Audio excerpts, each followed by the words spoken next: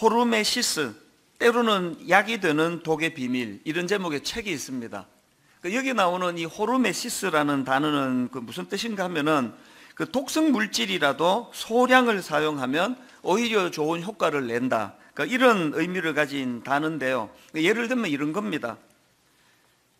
이 방사선은 굉장히 위험한 것으로 알려져 있지 않습니까?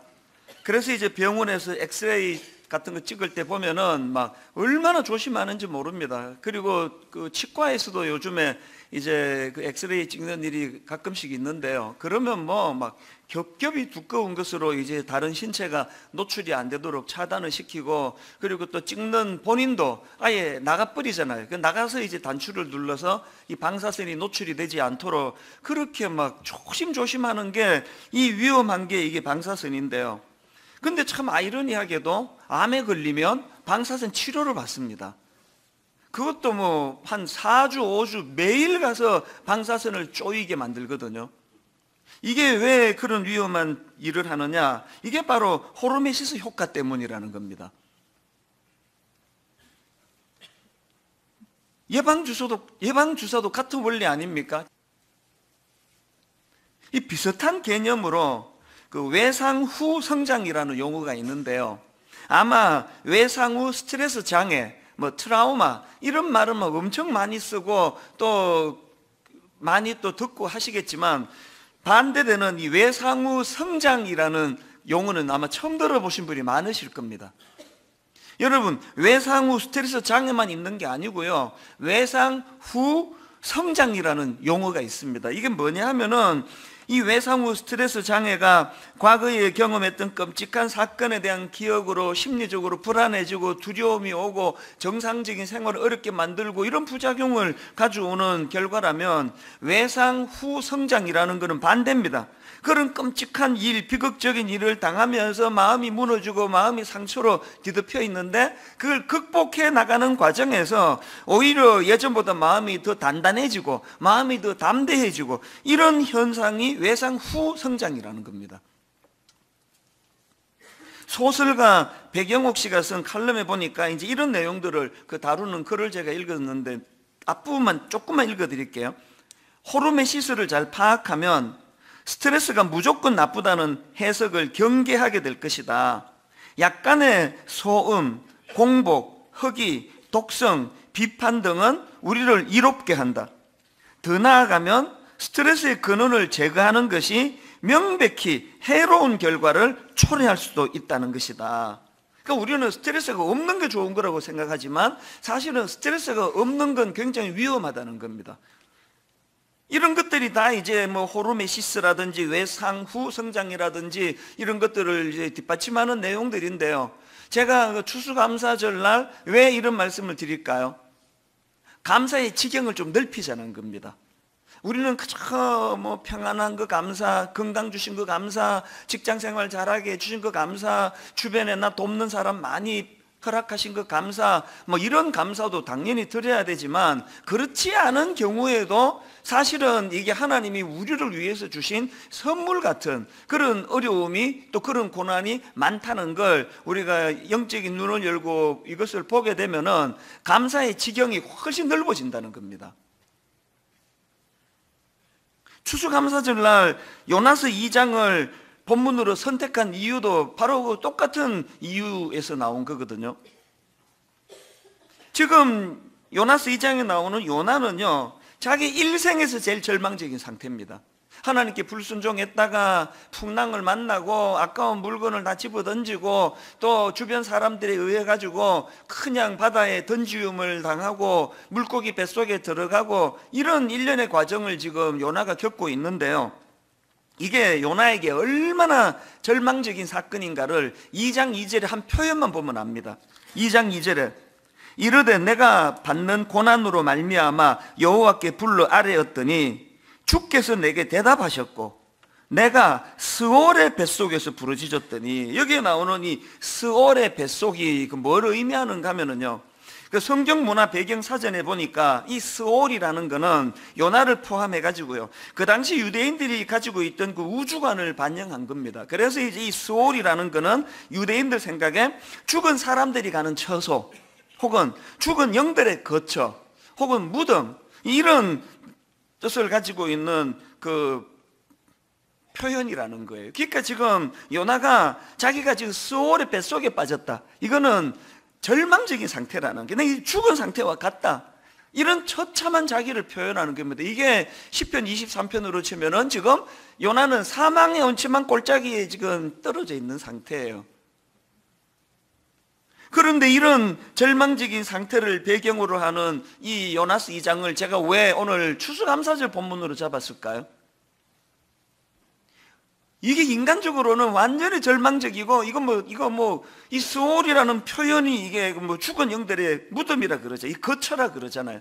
이게 희망이라고는 눈 씻고 볼 수 없는 이런 절망적인 상황인데, 사실은 요나에게 있어서 이런 끔찍한 스올의 뱃속이 요나를 너무나 성장시키고 요나의 타락과 변질을 막는 하나님의 축복이더라는 겁니다. 그래서 저는 이 말씀들을 묵상을 하면서 예수 믿는 우리에게 책임이 뭐냐 하면은요, 모든 세상 사람들이 다 이거는 너무나 낙심된 일이다, 절망이다, 끔찍한 일이다, 실패다, 이런 일이 경험될 때 그것을 하나님의 축복으로 인식하고 그것이 하나님의 축복이 되어 실제적으로 내 생애에 이 지난 생활을 돌아보니까 너무나 그 푸른 초장을 거닐게 하는 그때도 축복이었지만, 이런 끔찍한 스올의 뱃속도 놀라운 하나님의 축복이 되었다, 이걸 우리가 인식하는 것도 중요하고요, 우리가 의지적으로 그것을 그렇게 만들어낼 사명이 있다는 것입니다. 그래서 저는 이런 질문으로 말씀을 시작하고 싶은데요, 이 요나에게 있어서 이 스올의 뱃속, 이 사망의 음침한 골짜기가 어떻게 축복의 도구가 될 수 있는가, 이걸 한 세 가지로 제가 정리를 해보았는데요, 요나에게 스올의 뱃속이 축복의 도구가 될 수 있었던 첫 번째 이유는 바로 그 스올의 뱃속이 요나로 하여금 하나님을 진지하게 찾는 도구가 되게 했기 때문입니다. 그 사춘기 아이들을 기르는 부모님들 얘기를 들어보면은 행동도 부모에게 상처가 될 때가 많지만요, 그 나쁜 태도, 결정적인 나쁜 태도가 하나 있는데, 사춘기가 되면은 부모 말을 건성건성으로 듣는 거예요. 기다면 안 들어요. 그 이러면 큰일 난다라고 막 신신당부했는데 그 일을 저지르고 와가지고 엄마가 하지 마라 그랬잖아 그러면은 얼굴 딱 쳐들고 하는 말이 언제 그랬습니까? 그런 말 들은 적 없다는 거예요. 그렇게 당부할 때 건성건성으로 들어가지고 그런 결과가 있는 거 아닙니까? 저도 우리 애들을 그 사춘기 때를 되돌아보면 열받았던 적이 뭐 몇 번 있습니다. 한 번은 그 셋 중에 누군지는 모르겠는데요, 알면서도 밝히고 싶지 않은데요, 고등부 다녀와가지고 막 엄청 은혜를 받았다고 말씀이 너무 좋았다는 거예요. 그 어디에 그렇게 은혜를 받았니 그랬더니 막 이 대목에서 자기가 너무 감동을 받았다고 막 설명하는데, 내 열받은 게 내 다 평소에 늘 하던 얘기거든. 그걸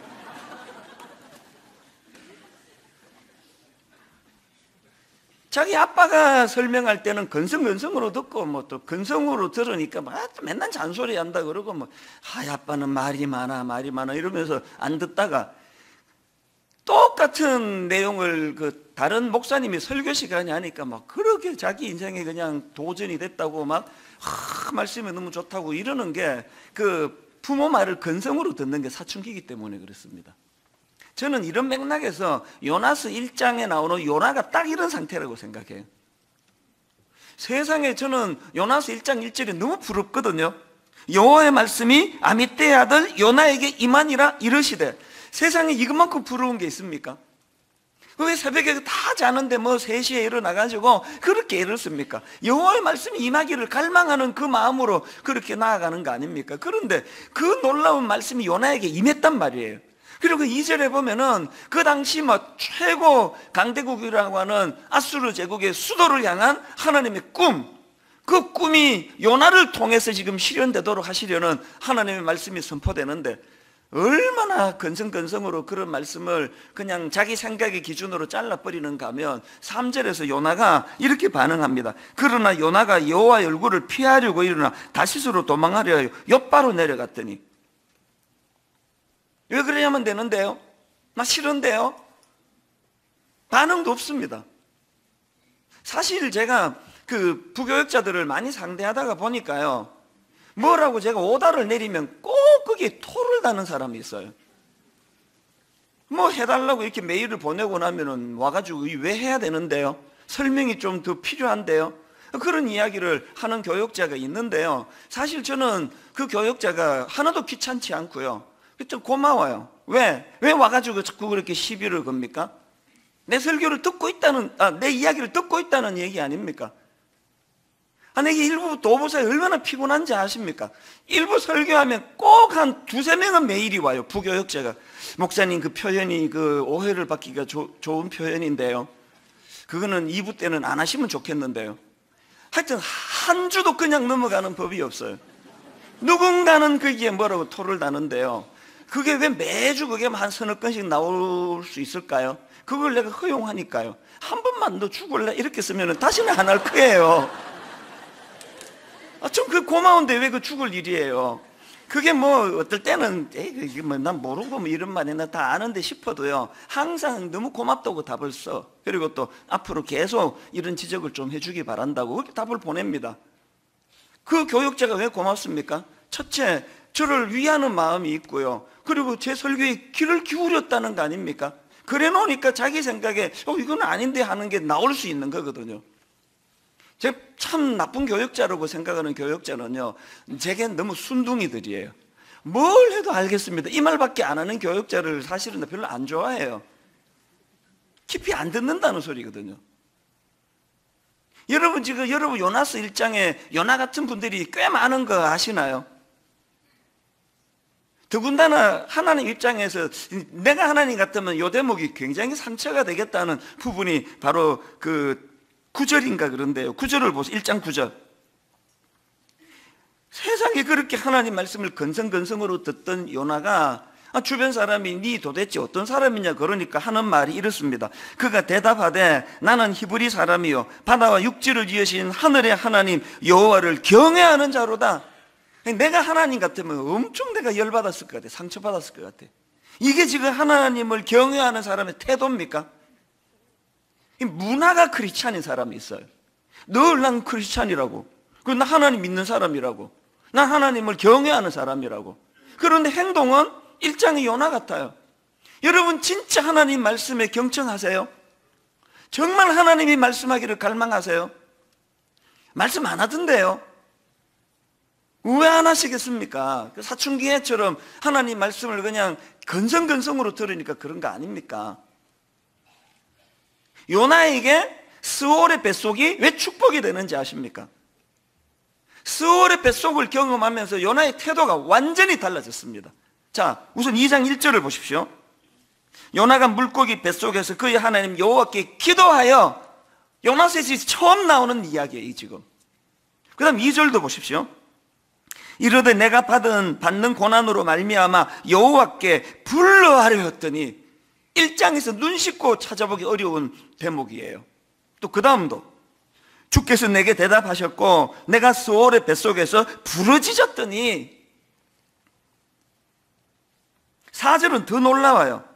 내가 말하기를 내가 주의 목전에서 쫓겨났을지라도 다시 주의 성전을 바라보겠다 하였나이다. 여기 나오는 주의 성전은요, 이 하나님이 임재해 계시는 곳을 상징적으로 표현하는 거예요. 이 요나의 태도가 뭐예요? 하나님이 무슨 말씀을 하든 건성건성으로 듣고 그건 싫은데요. 나 그 나라 별로 안 좋아하는데요. 정반대길로 도망가 버리고 그렇게 하나님 말씀을 무시하던 요나가 이제는 어떻게 태도가 달라졌습니까? 너무나 하나님을 의지하고 하나님을 의뢰하고 하나님이 임재해 계시는 그곳을 내가 바라보기를 원한다고 그렇게 고백을 하는데, 요나가 어떻게 이렇게 달라졌나? 7절에서 자기 말로 이렇게 설명을 합니다. 2장 7절에서 그 이유를 이렇게 설명합니다. 왜 이렇게 됐냐고요? 내 영혼이 내 속에서 피곤할 때에 내가 여호와를 생각하였더니. 여기 나오는 내 영혼이 내 속에 피곤할 때 할 때 이 피곤이라는 단어는 엄청 원어로 보면 센 단어예요. 그냥 오늘 일 좀 했더니 피곤하네 이 단어가 아니에요. 절망적인 상태예요. 스올의 뱃속에서 내 영혼이 지금 죽을 것 같은 고난을 겪고 있었던 그 일이 하나님을 생각하게 만드는 재료가 됐다는 거예요. 그래서 요나의 고난이 하나님 앞에 축복이 됐다는 그 얘기예요. 세상에서 제일 어리석은 사람이요, 고난은 고난대로 다 당하고 거기서 아무런 메시지를 발견하지 못하는 사람 아닙니까? 우리의 사명이 뭐라 그랬습니까? 우리가 경험한 이 모든 사람이 이게 재수 없는 일이다, 이거 완전히 이거 뭐 저주 같은 일이네, 이런 절망적인 그 사건을 내 인생에서 이걸 축복화시키는 거, 이걸 내 인생에서 축복으로 만들어 버리는 거, 그게 우리의 사명이라는 거예요. 그런가 하면 두 번째로 요나에게서의 그 스올의 뱃속이라는 절망적인 사건이 어떻게 축복의 도구로 바뀔 수 있었나? 그건 왜 그러냐? 그 스올의 뱃속이 하나님의 주권을 자각하는 도구가 됐기 때문이에요. 2절에서 요나가 진짜 하나님의 주권을 인정하고 하나님을 의식하는 그런 사람으로 바뀌었다는 걸 알 수 있는데요, 먼저 2장 2절 보십시오. 이르되 내가 받는 고난으로 말미암아 여호와께 불러 아뢰었더니, 그렇게 하나님을 부르고 막 의지하게 된 동력을 내가 받은 고난으로 말미암아 그렇게 됐다 그러는데요, 3절에 보니까 한 걸음 더 나아갑니다. 그 고난을 어떻게 해석합니까? 주께서, 누가 준 거라고요? 주께서 나를 깊음 속 바다 가운데 던지셨으므로, 이 모든 일을 허락하신 하나님의 주권을 드디어 깨닫기 시작한 거 아닙니까? 그래서 급기야는 9절에 보니까 나는 감사하는 목소리로 주께 제사를 드리며 나의 서원을 주께 갚겠나이다. 그 다음 보세요. 구원은 여호와께 속하였나이다 하니라. 여기서 구원은요, 단순히 그 물고기 뱃속에서 건져주는 차원의 구원을 뛰어넘는 전인격적인, 전 우리 영혼과 육신이 다 걸려있는 그런 차원에서의 구원을 이야기하는 거 아닙니까? 저는 지금 우리 대한민국도 너무 걱정이고요, 이 나라가 이게 제대로 가는 것 같지가 않습니다. 그리고 또 뭐 우리나라만 그런 게 아니고요, 많은 분들이 이민 간다 그러는데 그 소용없는 짓입니다. 미국은 안 그렇습니까? 유럽은 안 그렇습니까? 온 세계가 지금 이상하게 돼 가는 거예요. 이게 가정이 이게 남편이 둘, 부인이 셋 막 이렇게 결혼했다는 그런 기사가 없나? 상상을 초월하는 그 어린 고등학교 1학년 남자애가 입에 담기가 내가 민망해서 이런 말하기가 어려운 것들인데요, 이 동성애에게 이게 진짜 이게 내 막아야 되겠다고 요즘에 계속 이게 떠오르는가 하면은요, 알바에 그게 있대요. 남자애가 너무 입에 담기가 내가 민망한데 학문 선교하는데 이거를 제공하는데요, 강의를 제가 듣다가 보니까 3만 원 달래요. 3만 원. 온 나라가, 온 세계가 지금 미쳐 날뛰고 있습니다. 어떻게 되는지 모르겠습니다. 이 모든 혼란의 근원적인 문제가 어디서 기인하는 겁니까? 창조주 되시는 하나님의 주권을 무너뜨리고 나니까 질서가 없어지는 거 아닙니까? 사단이 왜 그 교회 담임 목사를 그렇게 많이 못 살게 공격을 합니까? 어느 집사님 흔들어 갖고 소용이 없거든요. 그 교회를 다니면은 목사 하나가 무너져 버리면 교회가 뿌리째 흔들리는 거 같은 이치 아닙니까? 창조주 하나님에 대한 존재를 부정해 버리고 부인해 버리니까, 니도 하나님 될 수 있고 나도 하나님 될 수 있고, 이러니까 기준이 너무 많아지니까 지금 죽어나는 건 청소년들이에요. 기준이 없어져 버리니까.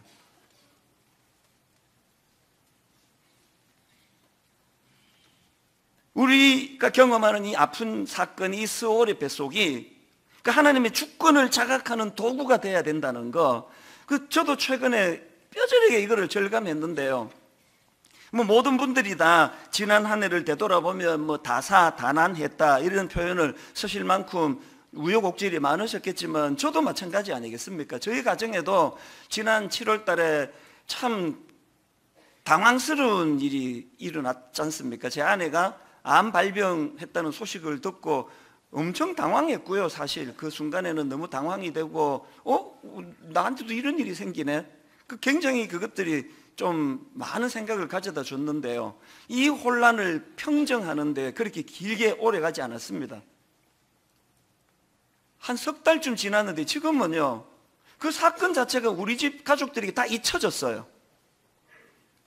최근에도요, 어떤 분이 이제 저보고 괜찮냐고 하면서 이제 암 이런 말은 민망하니까 이제 그런 표현 안 쓰시면서 최근에 겪으신 이러면 괜찮냐고 그러는데, 이해를 잘 못해가지고 제가 최근에 내가 무슨 일을 겪었지? 혹시 여러분 때 또 저 남의 일이라고 이렇게 생각하시면 안 됩니다. 제 아내도 마찬가지예요. 다 잊어버렸어요. 그게 어떻게 가능했느냐? 바로 이 창조주 하나님의 섭리 아래에서 이 사건을 해석하니까 상처가 없는 거예요. 그 발병 소식이 전해지고 한 달쯤 지났을까요? 두런두런 얘기하는데 제 아내가 그런 말을 하더라고요. 자기가 그런 발병 소식을 듣고 나서 계속 하나님 말씀 한 구절이 머릿속을 되뇌이더라는 거예요. 치료의 광선을 바란다는 그런 말씀인가 생각하시면 오해예요. 암 발병 소식을 들은 제 아내에게 주신 하나님의 말씀, 계속 머리를 맴돌게 하는 하나님의 메시지는 놀랍게도 이사야 40장 1절이에요. 너희의 하나님이 이르시되 너희는 위로하라, 내 백성을 위로하라. 이 생뚱맞은 거 아닙니까? 위로받아야 되는 상황인데 본인이 지금 걸렸는데 하나님이 계속 그 말씀을 주신다는 거예요. 너희는 위로하라, 내 백성을 위로하라.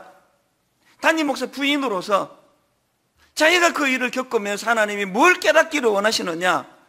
분당 우리 교회 안에 오늘 대한민국에 암으로 투병하는 수많은 성도들이 있다. 너의 이 사건이야말로 목사 아내로서 내 백성을 위로하라는 하나님의 메시지로 이 사건을 들어야 된다고. 그러니 그 사건이 자기를 절망으로 몰고 가기보다는 비장해지는 거 아닙니까? 이 사건이 내 백성을 위로하라 하시는 주님의 뜻이 담겨 있는 사건이라면 조금의 과장이 없이요, 저희 집은 물론이고 당사자인 제 아내도 그래서 우리는 지침에 보면은 이렇게 하면 안 된다 그러는데요, 이 암 걸린 거 가지고 농담도 얼마나 많이 하는지 모릅니다. 누가 안 걸렸지? 밥 안 먹으려 그러면은 이런 식으로 놀리고 웃고 암 걸린 상황에서 이래도 되나? 이런 말들을 하는데 이걸 깊이 있게 안 들어요. 왜냐하면 이게 너무나 심각한 의미가 있는데 말 한마디 툭 잘못하면 이게 엄청난 상처가 되는데요, 그게 다 정리가 된 상태예요. 여러분, 여호와 하나님이 내 인생의 주권자가 되신다는 게 얼마나 놀라운 일인지 아십니까?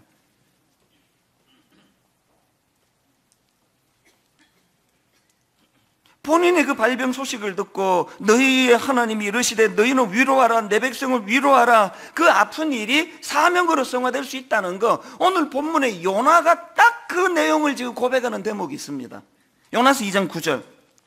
나는 감사하는 목소리로 주께 제사를 드리며 나의 서원을 주께 갚겠나이다. 나는 감사하는 목소리로 주께 제사를 드리며 나의 서원을 주께 갚겠나이다. 구원은 여호와께 속하였나이다 아니라 구원은 여호와께 속하였나이다. 나는 하나님의 온전한 주권 하에 이런 일이 일어난 줄로 믿습니다. 하나님 아버지, 내가 지금 스올의 뱃속에 갇혀있는 이 사건을 통하여 하나님이 저에게 주시는 메시지가 발견됐기 때문에 요나는 두 가지로 그것을 성화시킵니다. 감사로 그것을 나아갑니다.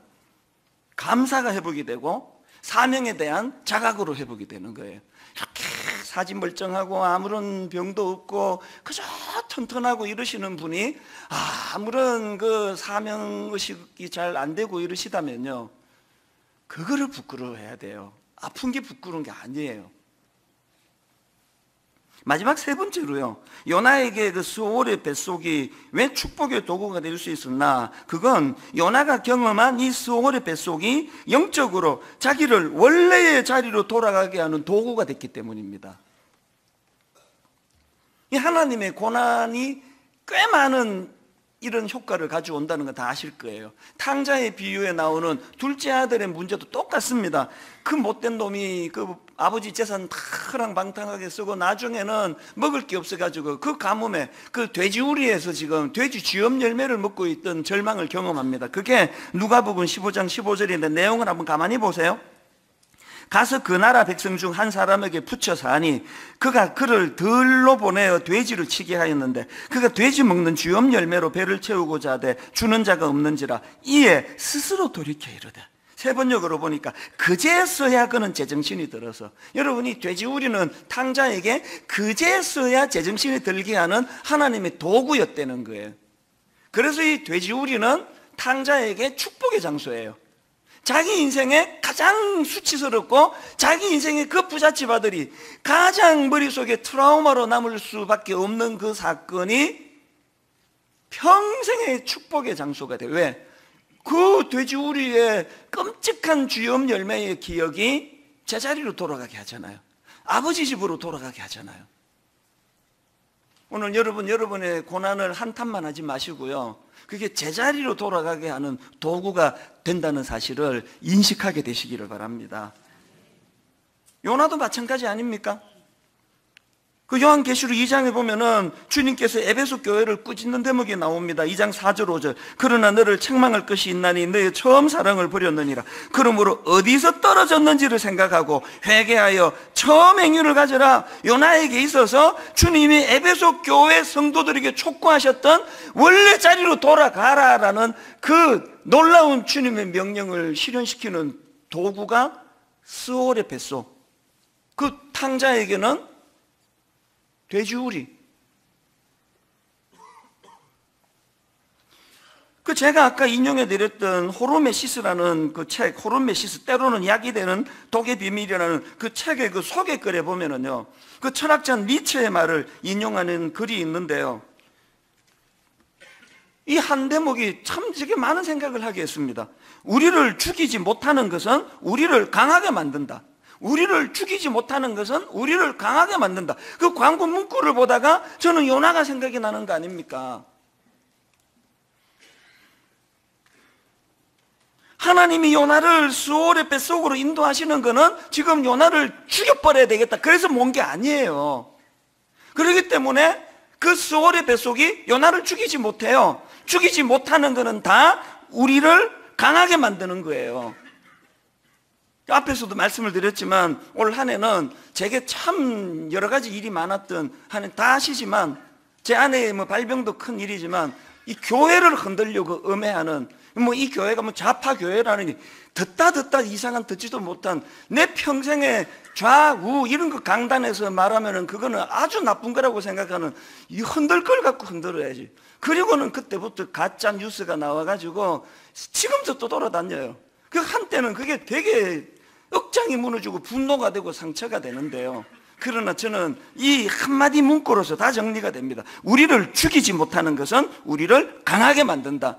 가짜 뉴스로 분당 우리 교회를 망하게 하려는 시도는 절대로 성공할 수 없습니다. 우리 교회가 그것 때문에 망하지 않습니다. 그러면 그게 우리를 강하게 하는 거라는 거예요. 저를 돌아보면은 여러분같이 이렇게 좋은 성도님들, 무슨 실수를 해도 기다려주시고 무슨 실수를 해도 탓하지 않으시고 이런 좋은 분들 때문에 제가 이렇게 자신 있게 설교할 수 있는 그런 목회자가 됐지만요, 결정적으로 저를 껑충 키워준 분들은 다 저의 안티들이에요. 진짜 고마운 분들이에요. 그들이 저를 죽일 수 없거든요. 그들이 저를 못 죽입니다. 그러면 그들은 저를 강하게 만드는 도구예요. 이렇게 생각이 전환이 되면은 여러분 인생에 고뇌가 별로 없어져요. 누가 날 죽입니까? 누가 날 망하게 합니까? 내가 날 망하게 하지 않는 한 저를 망하게 할 사람 아무도 없습니다. 망하는 건 자기예요, 자기. 하나님 앞에서의 본인 때문에 망하는 거지 누가 날 망하게 하냐고요. 그 원리대로 한다면 저 사람의 저 비참한 가짜 뉴스가 날 잡아야 되겠다고 수치로 몰고 가는 저 모든 시도가 절대로 날 죽일 수 없다면 저 시도는 날 강하게 하는 거예요. 이걸 경험하면서 여기까지 온 거 아닙니까? 새벽마다 시편 119편 71절, 고난당하는 것이 내게 유익이라, 고난당하는 것이 내게 유익이라, 이로 말미암아 내가 주의 율례들을 배우게 되었나이다. 그 모든 게 저를 강하게 하는 거예요. 다시 말씀드립니다. 누가 여러분을 그렇게 괴롭히세요? 너무 미워하지 마세요. 그 사람은 여러분을 죽일 수 없습니다. 이 말을 다른 말로 하면 죽일 수 없는 그 사람으로 인해 여러분이 강해지는 거예요. 하나님이 주권자가 되시는 사람에게는 이런 은혜가 있는 거 아닙니까? 감사의 지경이 여기까지 가시면 좋겠습니다. 고난당하는 것조차 내게 유익이라. 고난당하는 거. 지난 한 해 동안 하나님께서 이렇게 안 쫓겨나고 목회하도록 해주신 것도 감사하고, 이렇게 오부까지 할 수 있도록 건강 주신 것도 감사하고, 이것도 감사하지만 제 아내의 발병도 감사하고, 그 끔찍한 같은 목사에게, 같은 전도사에게 이런 모함을 당하는, 그래서 너무 목회 회의가 오는 이런 억장이 무너지는 것들이 재료가 돼서 날 더 강하게 해주신 하나님의 결과가 나와서 또 이것도 하나님께 감사할 수 있다면 이 감사의 지경이 넓어지는 거 아닙니까? 그래서 우리가 이 감사의 지경이 넓어지도록 기도하셔야 되고, 더 중요한 건 그것을 가능하게 하는 주권자 되시는 그 하나님을 더욱 의지하는 것, 그리고 또 그분의 사랑의 결정체 십자가를 더 많이 묵상하는 것. 이런 의미에서 저는요, 제가 미국에서 그 이민 생활할 때 보니까 미국의 문화는 추수감사절 바로 그 다음 날부터 크리스마스 시즌이에요. 그때부터 추리가 나오고 막 백화점 크리스마스 세일이 시작이 되고, 모든 것들이 다 추수감사절이 딱 지나고 그 다음 날부터 크리스마스 시즌이더라고요. 제 마음에 오늘의 이 설교를 통해서 이제 저는 오늘부터 분당 우리 교회 크리스마스 시즌을 선포합니다. 오늘부터 오신 주님을 기다리셔야 돼요. 어떻게 기다리느냐? 물건 팔아먹기 위한 세상의 크리스마스 시즌과 확연히 달라야 되는 세 가지를 다시 말씀드립니다. 여러분, 이제 오늘부터 크리스마스 시즌이에요. 그래서 우리는 주인공 되시는 예수님에 대한 묵상을 해야 돼. 그래서 이게 주보 간지로 드렸는데요, 첫 번째 미션이 뭐냐? 사복음서 성경 읽기예요. 이거를 딸토록 체크하면서 읽으세요. 한 번 읽는 게 미션이 아닙니다. 성경 마태, 마가, 누가, 요한복음은 주님의 행적을 담은 기록이거든요. 오늘부터 이걸 한 100번쯤 읽으시기를 바랍니다. 100번 읽을 수 있습니다. 드라마 바이블을 쓰시면 돼요. 드라마 바이블을 가지고 100번 들을 수 있습니다. 100번을 목표로 하세요. 그리고 더 큰 숙제를 드릴까요? 요한복음을 한번 필사하세요. 필사. 한 달 동안. 파라판 못한다고요? 우리 어머니 95세십니다. 창세기부터 요한계시록까지 11번 쓰셨습니다. 요한복음을 기록하고 이 말씀들을 듣고 성경 읽기, 이 드라마 바이블을 더 많이 활용하시기를 바라고요. 두 번째, 크리스마스 시즌 때 우리가 해야 되는 숙제가 뭐냐? 감사 노트를 쓰는 거예요. 감사 노트. 여러분, 이 감사 노트를 쓰시는데 지경을 넓혀서 쓰시기를 바랍니다. 지금까지는 눈으로 보여지는 감사만 썼잖아요. 이제는 스올의 뱃속을 감사로 만들어 쓰세요.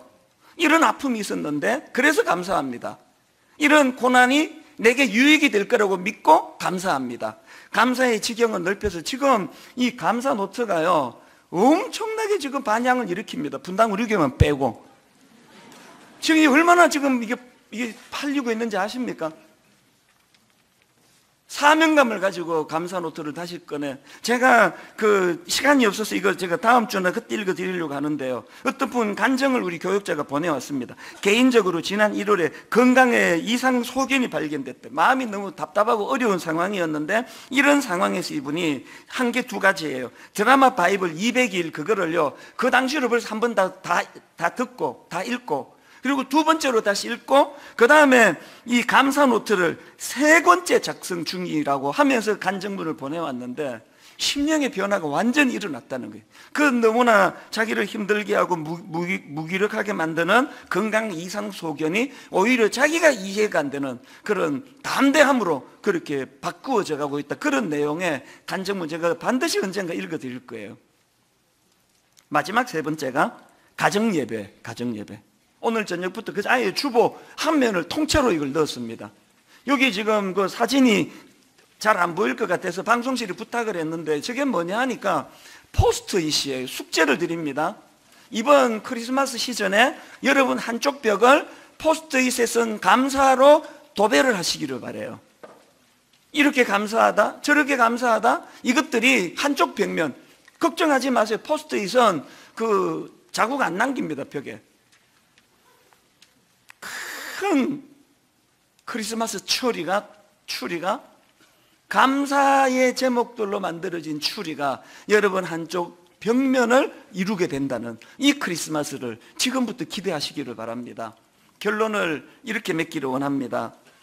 저는 지난주 이 추수감사절을 준비하다가 찬양 하나를 우연히 발견했는데요, 이제야 돌아봅니다라는 찬양이에요. 내 삶이 먼저였는지 주님이 먼저였는지 이제야 내 뒤를 돌아봅니다. 내 욕심만을 채우려 주 십자가의 보혈을 잊고 살았는지, 헛되고 헛된 자랑에 주의 영광 가렸는지 이제야 내 뒤를 돌아봅니다. 제가 이게 너무나 저를 뭉클하게 하는 찬양이어서 제가 그 지난주 여러분 그 성찬식 때 우리 두 집사님 여성 듀엣이 유난히 저에게 그때 막 전율이 느껴지게 은혜가 돼서 너무 죄송하지만 오늘 한 번 더 부탁을 드렸습니다.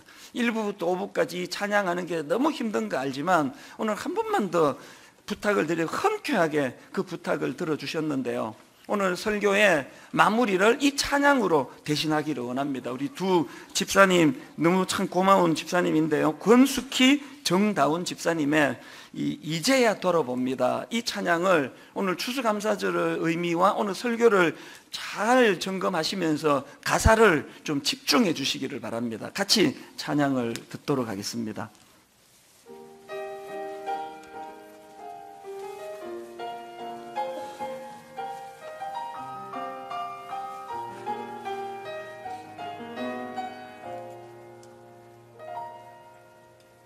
내 삶이 먼저였는지 주님이 먼저였는지 이제야 내 뒤를 돌아봅니다. 내 욕심만을 채우려 주 십자가의 보혈을 잊고 살았는지, 헛되고 헛된 자랑에 주의 영광 가렸는지 이제야 내 뒤를 돌아봅니다. 나의 교만과 욕심이 찬란한 주의 영광을 가리고 살았는지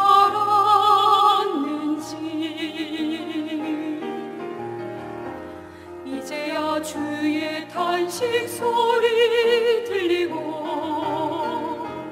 이제야 주 얼굴에 눈물 보이니 어리석은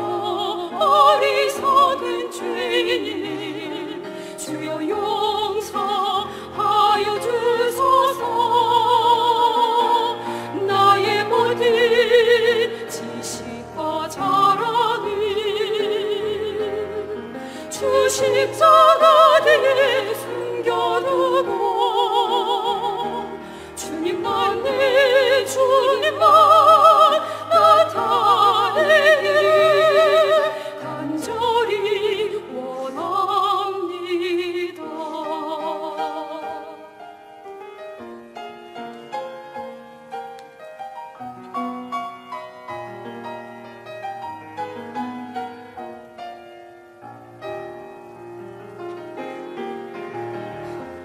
이제야 주의 탄식 소리 들리고 이제야 주 얼굴에 눈물 보이니 어리석은 죄인 주여 용서하여 주소서. 나의 모든 지식과 자랑을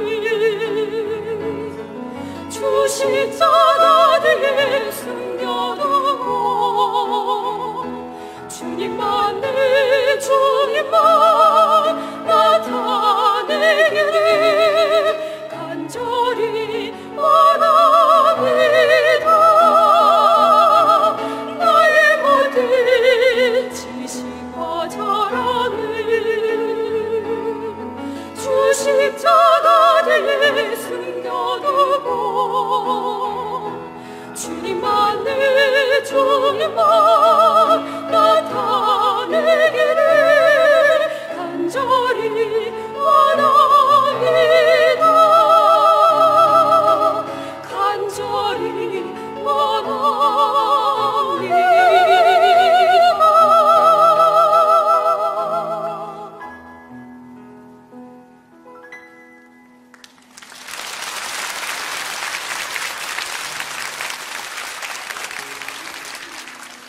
같이 기도하시겠습니다.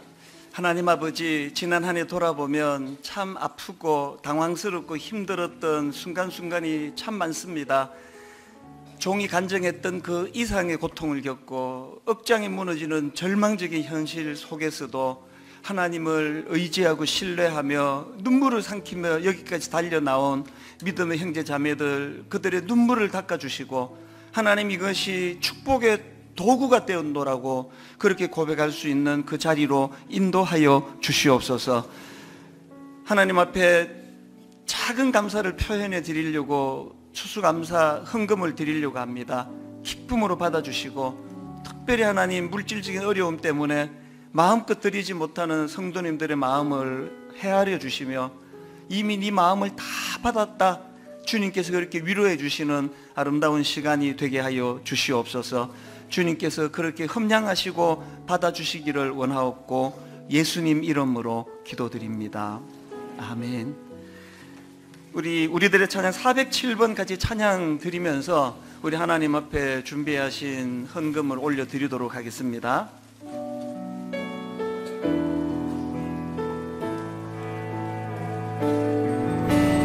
고개 들어 주를 맞이해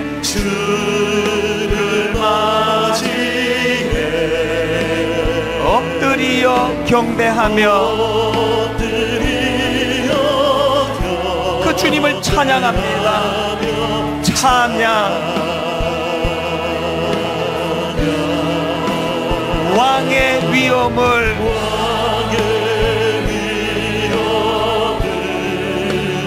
신령과 진정한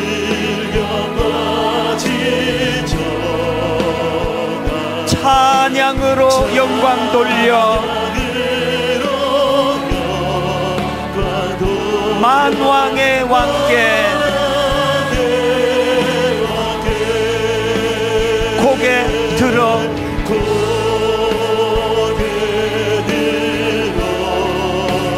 주를 맞이해 온 정성을 다하여 엎드리어 경배하며 그 주님을 찬양합니다. 찬양. 왕의 위엄을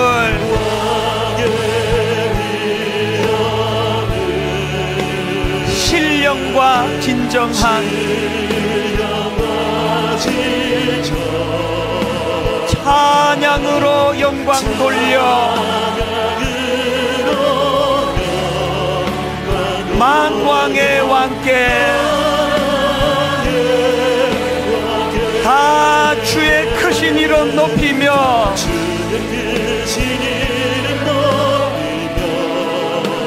우리에게 행하신 위대한 일 감사하세.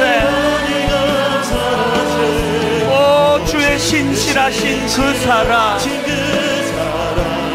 온 땅과 하늘 위에 계셔 홀로 영원하신 이름 주 여호와는 광대하시도다. 여호와는 광대하시. 그 하나님을 찬양합니다. 그 거룩한 하나님 성에서 선포하십시오. 찬양할지어다.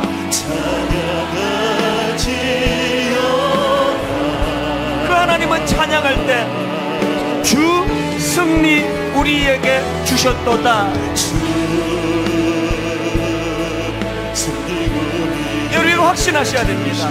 모든 원수 물리치셨네. 그 기쁨의 감격을 가지고 엎드려 절하세. 주님께 엎드려 절하며 이렇게 선포합니다. 다 주의 크신 이름 높이며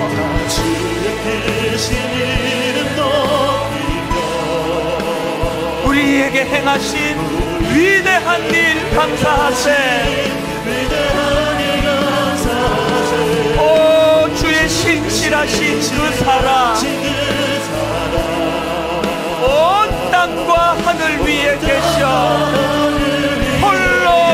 영원하신 이름, 우리 모든 한 자리에서 일어나셔서 다 주의 크신 이름 높이며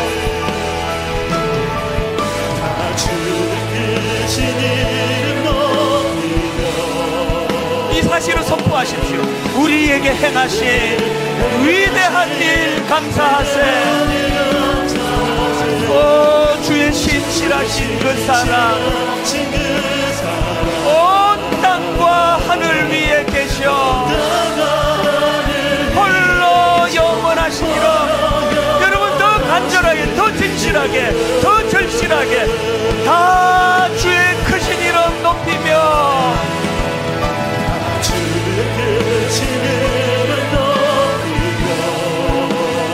우리에게 행하신 위대한 일 감사하세. 오 주의 신실하신 그 사랑, 온 땅과 하늘 위에 계셔 홀로 영원하신 이름. 우리의 심령 주의 것이니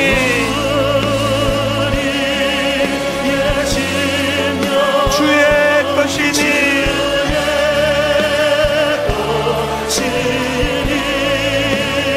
주님의 형상 만드소서.